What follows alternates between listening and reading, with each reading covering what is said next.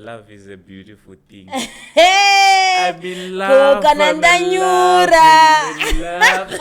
Particulars, I don't know, male organs, and it's uri amai. Hey. Washingirira emphasis. Because vazhinji vachonaka vari kutopomba rough. Ndocho vanonyepedzera kunge vanhu vatsvene male figures. So I think day roroka, let's just leave that day out for men.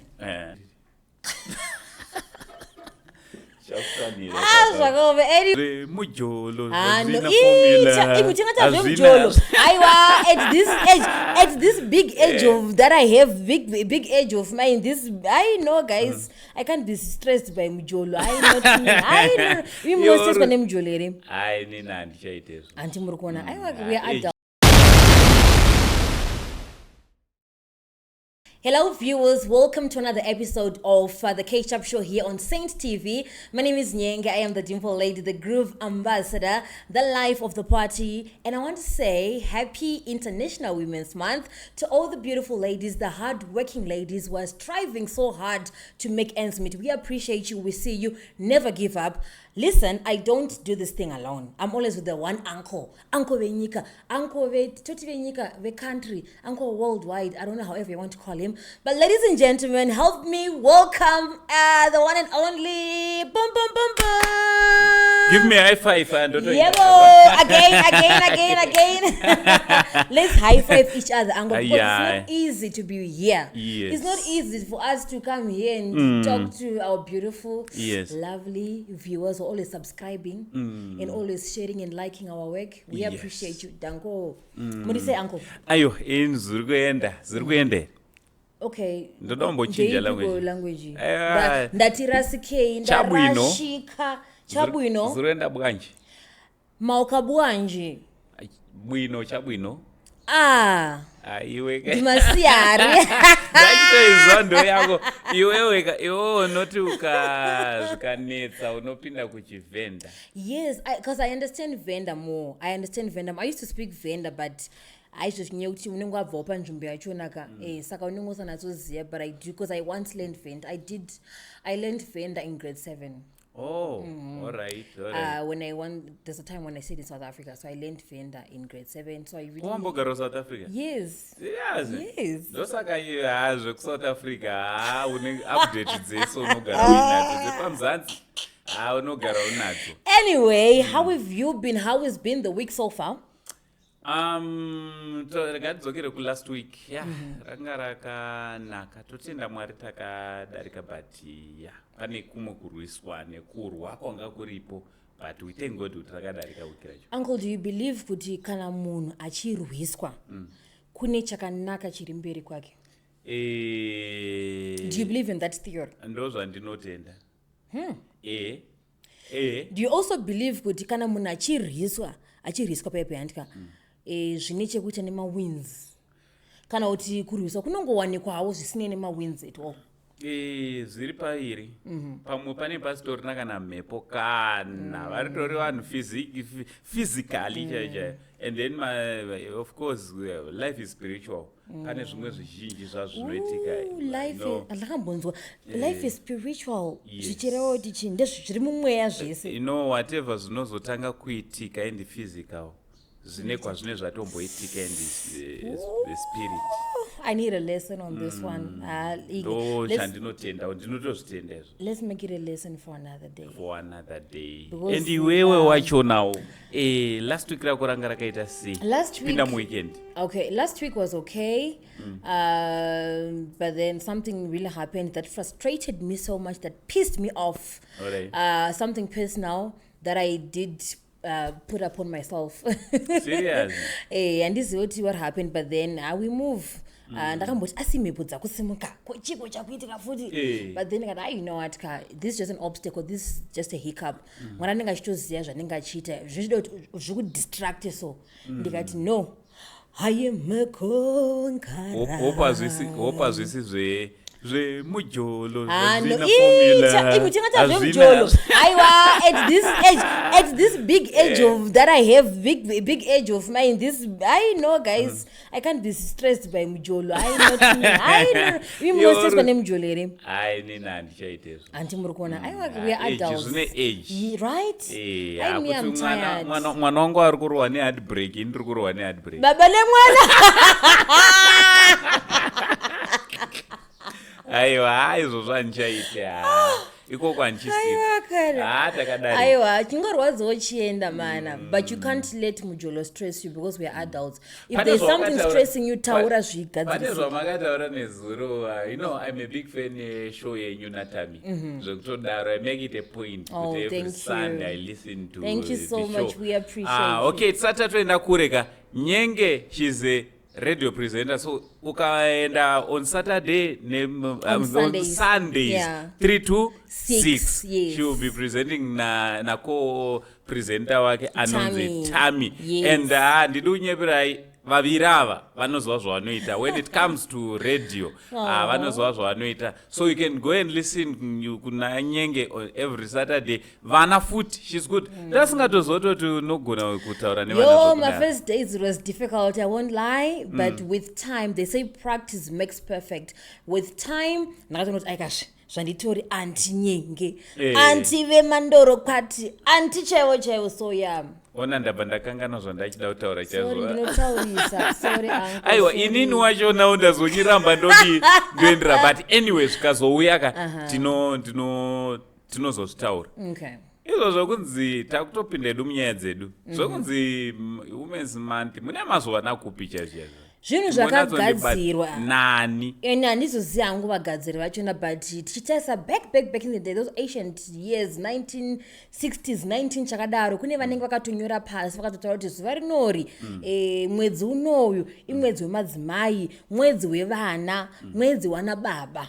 I don't have much knowledge about it. I'll have to research more about it because mangondi jumao, but trungo chinhu changa chatondinonokerawo ndinditawo ndibvunzi. Okay. Ndosakaona ndakurumidza pozi tikada totarisa kuti Valentines chaichaika munoitora moita yenyu imimi semadzimai. Tiri kubuda muValentines, izvezvi tapinda futi mu month of March makuti it's your month as well. But maruva at least anko ndafunga kuti muchani pamaruva.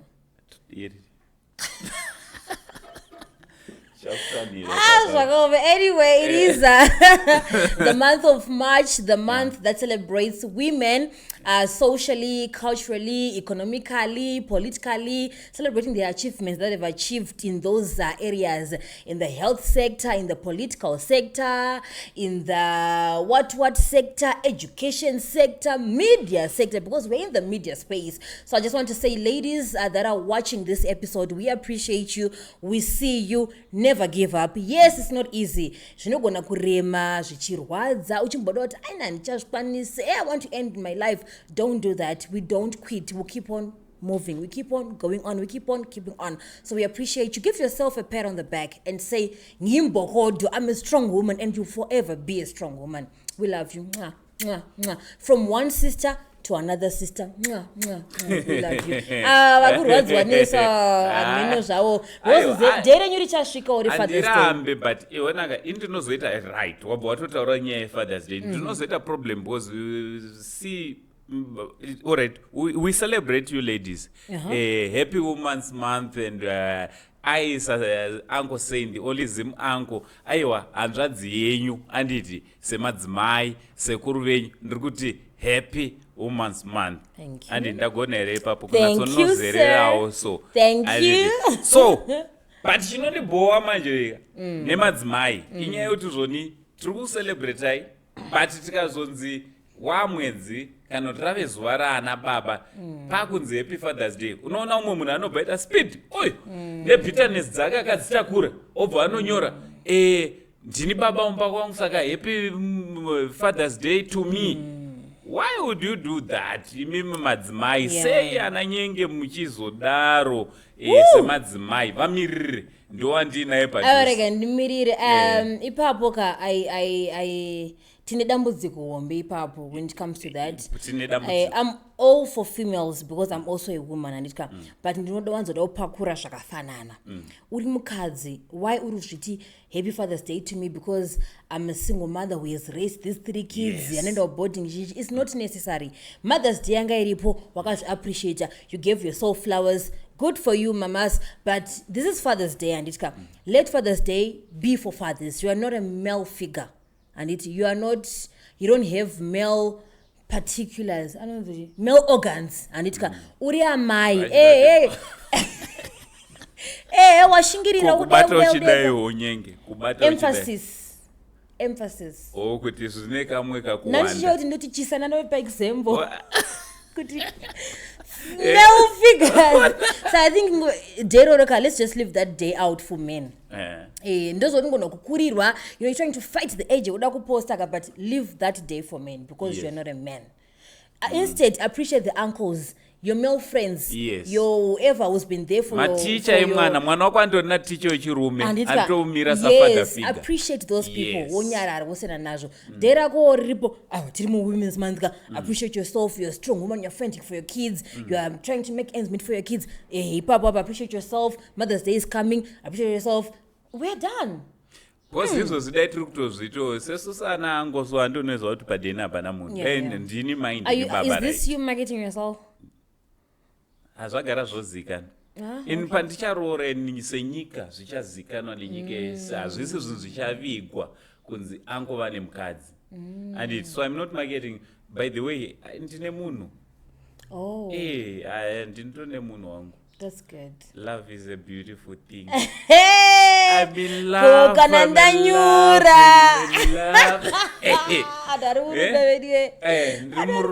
So you were saying mimi sa uncle muri kuti kumba akuna mudzimai anditya. Dai muri munhu dai zvisoma tozviti. Ndiri kuvagadzira kuti vauye.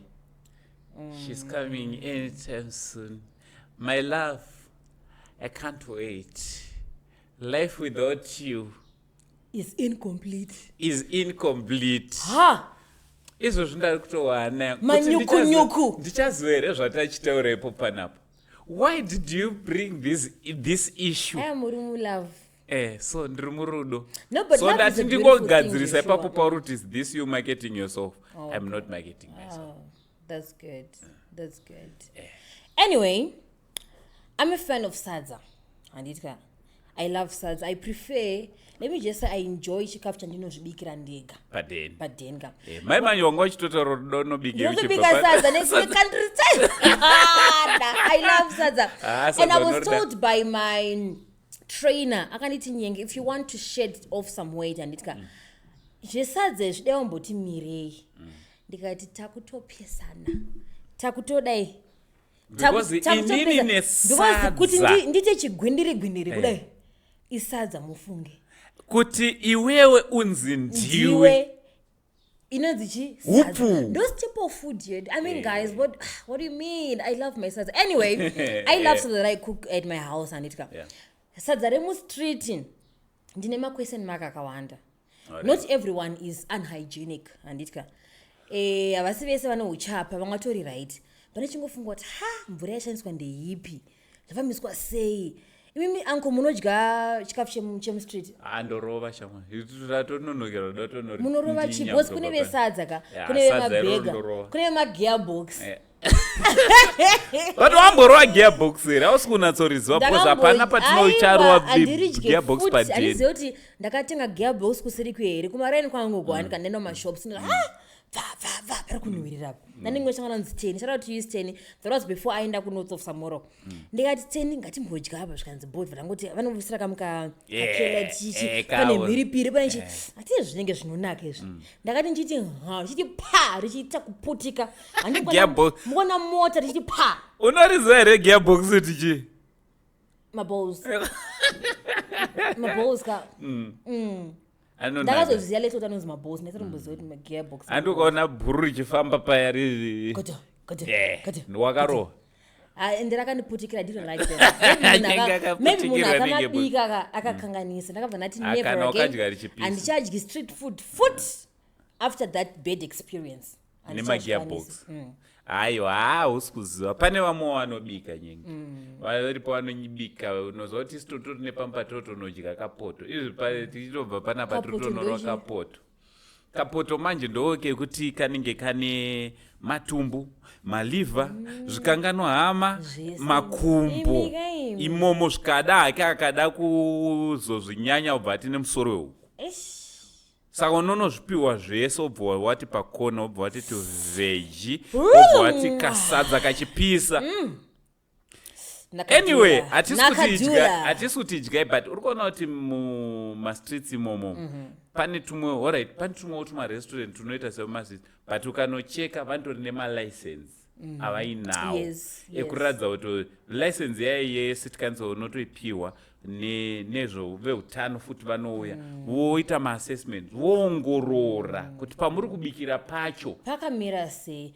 tiri ipapo ndoda kuziva kuti baba vakatrend a few weeks ago few days ago vachibika sadza vane kagasi kavo vachibika sadza panze vane license here ichokwadi kuti baba vangu vasina license why nekuti ndo zvakatozovasungisa because dai vanga vane license havasunge munhu ari kuoperata zvipamutemo but you know that kavidhio kaikai kwandiri handina kungoona kavidhio of course paichikorwa mutemo but this ukanzwa vanhu vachiti tiri kuhasila mutauni I think Babeka is the definition of a hustler. Yeah, he's a hustler. That he's a man, hustler. Imagine, that man is a family man. Yes. And kumba kuntorine entarisa time yavaita zviya. Itime yekuti vanofana pamwe vatori kumba nemudzimai wavo nevana vavo. But ukaona munhurume achienda kubasa kunobika. Imagine the embarrassment iyo kutotanga kutohumiliatwa unzi vanobika sadza you understand ende kazhinji kacho angu vakadzi vanonzi ndevanobika but this time around atori baba kuda zvimwe hatori namukadzi wacho ane vana vari kumba vari kuchengeta kuda zvimwe zvinhu zvakawanda zvinenge zviitika zvekuti kana zogara nauti kati garai apa ka unobuda kana musudzi uchinzwa nyaya yavo I think ndiyatombovatsvaga kuti timbonzwawo nyaya yavo because uri kuona kuti pane zvakawanda zvatuma munhurume kuti aite zviya varume tine kakuda kuchengetedza dignity yetu kana pamabasa chaivyo tinoto nemabasa atototi hairi basa handichaite nderemukadzi nderavakadzi kana kutoti izvo handichaite but ukaona murume asvika pakuita zviya pane zvakawanda zvokupusha woona kuti kurarama kwemhuri yangu kwakanyanyokosha kupfuura kuti ndiembaraswe ndiri mutauni. That's very true. Sometimes you have to put pride aside, ego aside and do what you have to do.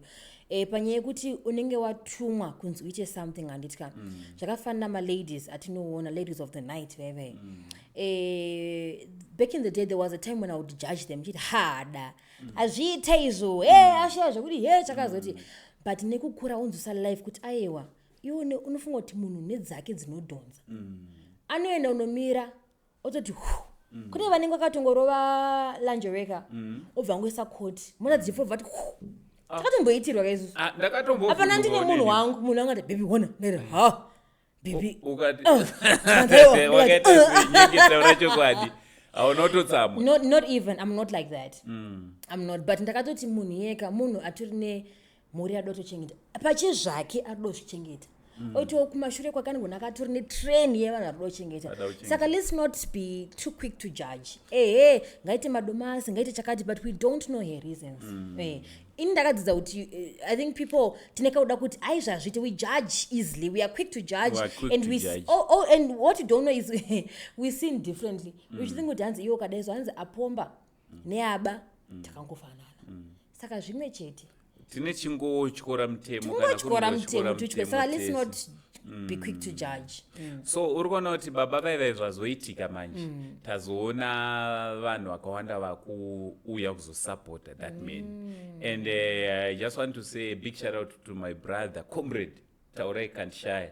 You know, I offer kuti I want to give this man $1,000 at least kuti awane kakato kake kangoro kake utachibika kanoiswa license wo achishanda a brother helping a brother. Yes. You know, some other people are busy judging this man, but another man is saying, no, at least he's doing something. He's doing something. Asikubira vanhu mutemo wachikoro but asikubira vanhu. However, toda kuchigadzirisa kuti chi asa continue kuchikora mutemo because zvaari kuita zvachonaka zvine nzira yekuti zvinogona kugadziriswa but changa chisipo zvikwanisirwa because ukaona munhu akutora poto pamwe yemumba negastove yemumba akunobika anotori neshungu yekuti angari anoita something but zvikwanisirwa ndozviche zvisipo. So ndoda kutenda nevamwewo takazoona umwe anenge akatosendera that man $50 vamwe vakaofa kuti vachamubatsira. You know, video rera pamwe akatora achitoda kutoseka kuwachisa ndozvanga ingaitori eme munhu wachona but wonezvo zvazvinoitaka hanzi Mwari anosimudza marombe kubva muguruva. Saka unenge uchinzi uri kusekwa pepeka uchinzi Nyenge Nyenge azodaiso Nyenge azodaiso musingazive zviri mberi. Saka hanzi wakakurumidza kundiseka iwe usakasike wandiseka because you never know kuti Mwari akandibatirei ramangwana rakaita sei. Upenyu hunodai ivhiri unoshanduka but ndichida kuti futi kune vamwe iwe chirega unobika sadza sezvakaita baba wotogwa video at this time unongangura hadisem zvinoenda uchifunga kuti ndichabatsirwa wada kuya neskirire vangu kunenge wakombeya zvakaita uya yaka reka nditedzere wakuda kutedzera mumwe munhu zvakaita uya ita rako skirira uri kuita iroro kana Mwari vakada kukuloketa vanongokuloketa uri ipapo. Uncle, you know, before I came here, I had a dream. Ndarara nitika around 12. Ndova ndamuka 12 midnight. Ndova ndamuka kuma 6. Ndova ndota ganingorara chiawa. Pakurara awa pepeka. Hanzi hope zinorara dzotoma skati kana tichika wega nyaya kunonotsa kubasa wakutaura chokwadi makamera ndo zvakanaka unopezera wakutaura chokwadi. It's now on record. Yes. But I had a dream, a very weird dream, a scary dream. Ndarota somebody that I'm close to. Achinzi I text ndangakadhakwa. I text nandika. Saka ndofunga ndomuudza here, ndorege here. Ini nangu ndagara madreams angu andizive kuti ane chirevo kana kuti haana chirevo. I just dream. Sometimes I even forget my dreams. But nemazura munoita angu munhu ukarota whether good or bad warota munhu, is it mandatory kuudza munhu wapedza warota? I don't think so. It depends because onaka pane dzimwe hope dzekutoti unogona kutozopesana nemunhu. Pane dzimwe hopewo zvakare dzekuti maybe watongoudzwewo kuti umunamatiri. Watooneswewo kuti umunamatiri. So I think unofanira kungomunamatiri. Kana iyeka unokwanisa kungomudza kuti let's pray. But without I think it also depends ne relationship yenyu aniti tiri panyaya dzehope indazongoseka nankurota ndazongoseka necomment neresponse kana nditi clap back yanzi ininika ndinokudzemura kusvika wati twasa. Ndiani? Pane varota kamumwe munhu wavarota. Oh yeah. It's online. No, it is. Yeah, go ahead. Yeah. Vanyora nditi varotere inga isiri vision here. Prophet Passion Java. Yes. Vataura ndaona post ndangona chingoti ndakati chiko chimboitika. Vakanyora kuti anzi ndarota King David. Vatisiya. Ndaona video. Ini ndaona post. Ndaona video. I think razopostewa na Zigo. Okay. Yes, achitaura kuti zoni aona baba Harare. Vatisiya. Nevamwe minister vasina kugona kutaura nezita. But baba Harare ndo vadi vataura nezita. Ameno zviprofita ndazomanya comment section because tinoda kuti tifambirane kuti ari kuprofita neari vari kuona uchiprofita vari kuti kudi umwe azotaura zvikanzi rutori agent of death chaicho wai uri kungoprofita zvekufa. So iyewo apindura aresponda akati chii baba Harare ndokudzemura kaita twasa asanga kuzotaura hake zvimwe zvine nezvavari. I wouldn't want body shaming anyone but vapindwa hard. Alright. Saka nyaya yangu iri pakuti argument yangu iri pakuti zvinoita here kuti munhu uende pajekeri uchitaura ndakurota wachisiya kuenda kuinbox. Ndo zvandachida kutaura kuti alright, Baba Harare naPassion Java I believe vanhu vanokwanisa kutaurirana kuinbox. Ndinofunga kuti vanhu ava wirirana here because they've been on each other's throats for very long time. Uyachikando asi kana zvepa social media. Of course anenge ari mastands pa social media, but according to Passion Java, remember kuti Passion Java, this is not the first time yaari kutaura nyaya yaari kutaura zviprofita zvekufa kwevanhu. No, it's not the first time. Indikuziya ipamwe pesa pengotara kusungwa kwevanhu. No, this year ndo paataura zvekuti gore rekungangurwa. But kumashure ukoko akatomboprofita kati ndiye akaprofita kufa kwaBaba Guti, ndiye akaprofita kufa kwa it's on record, kufa kwa vachangotisiya mutumwa Mwazha. Akambotaura zvakare kumashure makore kare akamboita majokes anditi it's on record, internet aikangana amboita majokes about Madam Bosses akazodzoka akachi apologize. So apa is one man wekuti anojoka zvakanyanya. Vanhu vazhinji vanogara vachinditi angu amufarire Passion Java, but inyaya yekuti pane pamwe paanotaura zvaanotaura ozodzoka futi akuti majokes. So kutiziva kuti chokwadi here kana kuti okay, I get it angu, but I think kana zvinhu zvabuda pajekerera zvisonya kuti unenge watowana kundiso futi kuti zvabuda pachena pakuda unamatwa watokunda nechekudhara. Chiri chiprofita here chaPassion. But handimambotaura takaprofesa yadeath yevanhu vakashaya vayo. Vanhu vachona vanga wafambawo kamutunhu. Ankoka aiwa. It's not different nekuprofita chigwindiri chakaita saBrevi zveimi.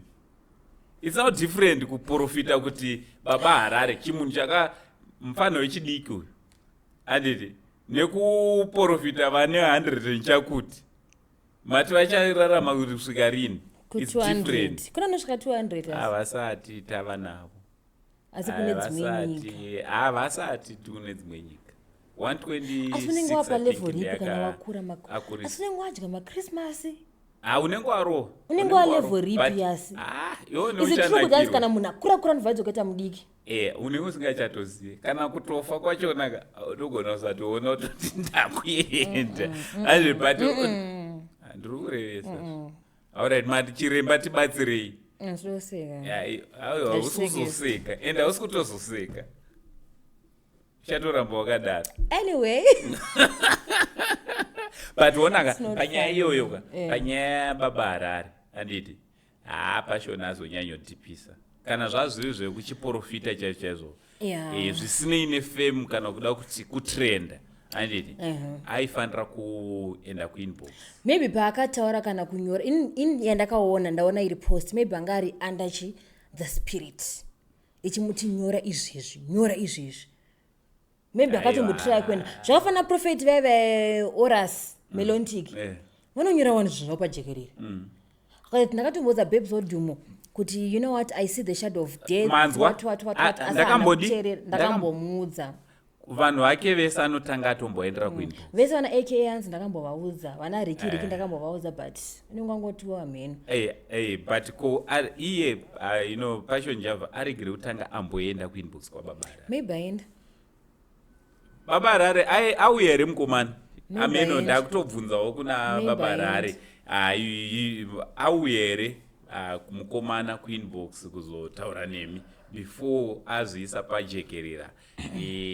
But it's so sad, especially kune zviprofita zveupenyu kumboprofitawo kuti Baba Harare achabudirira kumboprofitawo kuti mweya no, but mweya haufaniri kungonanga pazviprofita kana mweya nguri wekuda kuona zvakaipa pavanhu ndowasatani. Iwe ndogara ndakutokudza aiwa mweya unenge wandudzoti uyu uku kune chakaipa chidapitika ukuda ngauonewo zviri positive. ndikuda mutumwa waMwari auya atitsanangurira. Aiwa ngauone no. Taudzanzwa vamasango vauye vatsanangurira. Madzibaba Ochi. Anyway, regatirege kukomenda. Marimo. Why? Ngati chimira. It's okay. So, what do you think about nyaya iri zviprofita zverufu zvokutaurwa na Nyenge we are trying to work pana pare. Nyenge. Blessing. Mudze musikana kuti we are trying to work. Kuzobuditsa musodzi. Munange enda pa close up rake. Kutobuditsa musodzi. Mwana wamuprofita Marimo. Ndibaba wangu emsada. Mwana spiritual father wa Nyenge madzibaba Marimo. Anyway, Bishop chimboita big shout out already kuna bishop wako. Oh, shout out to all the men of God. We appreciate you. Madzibaba Marimo, madzibaba Masango, tinoona basa munenge muchiita, tinongoti Mwari agone kuramba chikushandisai kuti muite mabasa munoita muchibatsira vanhu vane matambudziko akasiyana-siyana. Vanoda kurapwa muchivabatsira. Anyway, there's a Nigerian lady anonzi munoziva membona maafrican movie rate chikura bebe. Memoona tanga kuona maafrican movie kare. Pana enzira mzino wakanzi auya abuda pauyu muchaziva ZTV paibuda maafrican movie every Saturday ZTV paiti chiko super story of African movie kuti chichaitanga. So one of Nigerian actress baba chikati unonyepa chakaenda ngarava. One of Nigerian actresses and that actress. I don't actor plus actress. She's in it's okay. But it is well. I just Anyway, her name is Tonto Dike. She's a Nigerian actor. She's a businesswoman. She's now a woman of God. She's saying she's repented. She's taking people in her new spiritual journey. Akabuda early this year, muna 2026 muna achita, you know what, I've lived. Akatobutaka career so. Achibuda akapfeka zvinhu zviri short, sezvandinombopfeka zviya it as well. Achimwa achitase achiti yebo. Accept me as I am. It is what it is. Achitoti, you know what? It's the weather. It's the weather. But thank you so much. Thank you. So we dress according to the weather. That's the thing. That day was so hot. So I just to September. Mchatofara kameso. Mchatata yekunzwa podcast mchatooni. Jisine hazvo. Tonto Dika kaibudisa reel and itikachiti she posted a reel and then Vanyera kept and she said, you know what, I'm done with this life, this nightlife, this grooving life. I've repented. Right. I've repented. Ndakuita shamwari, ndakuita zvekunamata nezvaakataura. Inini point yangu iri pakuti my argument, I don't know why I keep saying point, but kana munhu achimwa zvinodhaka. By zvinodhaka I mean alcohol. Atisi kutora madrugs. Achimwa doro anditya. Achinda zvekufara. Yeba. Haiba. Achidika. Zvinoreva here kuti kuripenta kuti ase nechishona. Kutendeuka. Zvinoti haana kutendeuka here. Anenge asina Nyenge. But ndakatendeuka. Ndakati ani kutendeuka munge munhu waita sei wambotadza uzotendeuka. Alright, so kutendeuka kuri pairi. Remember futi kuti kune zvitendero zvimwe zvinototendera. Zvekunwa. Yes. Ana Roma vatotozwa kuti vanhu vanotonwa. I've heard. Ana Roman Catholic aiwa haisi dambudziko kudi kunwa sukuraradza ndo dambudziko. Yes. Even the Bible says that. Kuti imwa sosararadza. Verse ndipoona nhasi ndiri kuitsvaga. Let me see. Continue yenyu ndichitsvaga. Please tisandapedza kutaura panapa. Nyenge ada kundiradza vhesi yandakatsvaga kwemakore. Ndinoda kutomutenda nekundipa vhesi inoti inwa asi usararadzi. Handiti. So ini mafungiro angu Nyenge ndeyekuti pane umwe upenyu unotarisirwa kuti munhu kana ari munashe semukristu anga ari anorarama. Kwozoti umwe upenyu unotarisirwa kuti kana munhu asati hake ave muna Kristu anga achirarama hake ihwo upenyu hwewe usiku wekunonwa pungwe vanhu vachidizvawo vachinwa ayo kana usati wagamuchira Jesu Okay, hauna kuipa. sorry to interrupt you. That's why I want- My network is a bit bad, but Ayo, yangu next iri time, right. next time ndinouya. Don't worry, next time ndinouya nevhesi. Iwe ke ari wanikwe vhesi rekuti nosara 10 mari.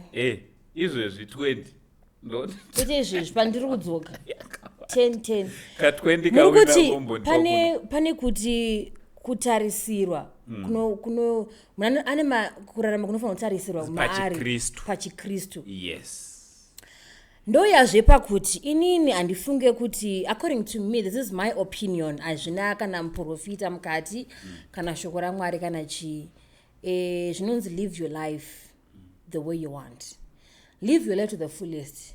We've got one life, one rehearsal. Zviri kwauri. At the same time, kana ndosaka kana inzwa kanyenge ndosaka kana kutendeuka kwacho it's by choice by choice. Inini mati kutendeuka zvinoreva tinonga mutadza kutendeuka kwete kutadza naturally takaberekwa nembereko ezvivi according to the Bible. Inini kwandiri ndononge nditori munhu ari right anitya, and people surrounding me, they tell me I'm a good person. I'm not trying to brag or anything, but I am a good person. However I dress, however whatever I do during my spare time, that's me. I was born with this thing of loving to groove, loving music, loving to live my life fully, and that's me. But azvireva kuti ndiri mutadzi, azvireva kuti handina mati kuna Mwari. Hazviite mutadzi. I've heard prophecies, by the way. Kunzi ndicharoorwa namufundisi handizive. Ndakatozvidzwa ndiri, and I've heard this prophecy. Nditori ku high school, munoziva. Nditori ku high school, this man ndichitofamba akanditi ucharoorwa iwe mwana womira, ndikatoti ndiri kuMosi Yatunya ku Victoria Falls, zvikanzi ucharoorwa namufundisi. Amfundisi. Elefunga kuti I was in high school, but I've always loved girls. Netikaridza music kumaka nechitotamba chidini kati inini nekufara kwandida kuita mufundisi how zvikanzi ndikutera ucharoorwa namufundisi. Andoziva kuti mufundisi handizoda ndoziva riri mufundisi, but kuti ndichabva ndasiya here mapfekero angu mafariro anga ndaita because ndamai mufundisi. I don't know, but that's a story for another day. Just cross a bridge later. But according to myself, I don't think maitiro emunhu zvinoene kuti anzi agamuchira tenzi kana kuti anagamuchira tenzi. Alright, so amen inhangu zvechitendero because vazhinji vachonaka vari kutopomba rafu ndovacho vanonyepedzera kunge vanhu vatsvene vava, but tisiri ipapo zvedu. So this lady Tonto vanhu have been criticizing her achiti anzi vazobva kuutsa kwezoti vanhu vanodini vanofara vatadzi here ndopanda spinza nyangu yekufara yanditya. So recently she was on a tour, on a school tour where she was praying for kids kuzvikoro, and she says as she was walking out, as she was driving out, pane mwana waaona angofila kuti panapa pandira amenzvikuita the Holy Spirit is talking to me, anditi vatangonamaza netimu yake, and then baba yemwana anga achitanzi obva kwaya timu mwana bvanzi mwana anga achirohwa nezvimabheti kana kuti zvimuka kana kuti ndavanamerera ubva tanga kunamatira mwana uyauya kudzika mota achimunamatira mwana achidonha pasi achimanifesta achita sei. People were saying uye akagamuchira tenzi, but kamitiro kachonaka not even 3 months, but kamitiro kachonaka ari kuzvinyanya. Saka I don't know, nyaya dziri spiritual ndogara ndichitaura kuti zvinondinetsa kunyanya kuti deep dive into it.